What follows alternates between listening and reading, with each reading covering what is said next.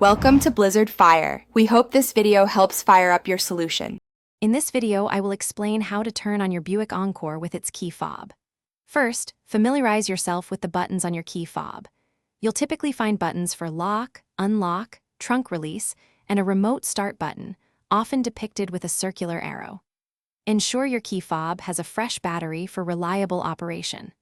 A weak battery can prevent the remote start function from working correctly, so it's a good idea to replace it if you notice any issues. This foundational step ensures your remote start system is ready. To remotely start your Encore, begin by pressing the lock button on your key fob once. This action prepares the vehicle for the remote start sequence. Immediately after pressing lock, press and hold the remote start button for at least 4 seconds. You should see the parking lights flash, indicating the command has been received. The engine will then start and run for a period of 10 minutes, allowing the cabin to warm up or cool down before you enter. Once your Buick Encore's engine is running remotely, you can unlock the doors using your key fob. Simply press the unlock button. When you enter the vehicle, insert the physical key into the ignition.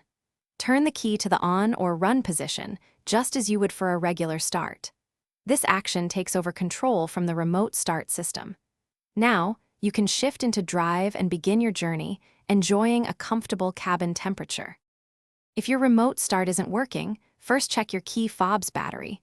A low battery is a common culprit.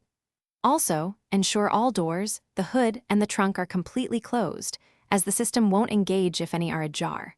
For more insights into managing your finances and building wealth, check out the link in the description for a book that can truly change how you think about money, along with other great deals. Remember these tips for a smooth start every time. Thanks for watching. If you found this helpful, don't forget to like and subscribe.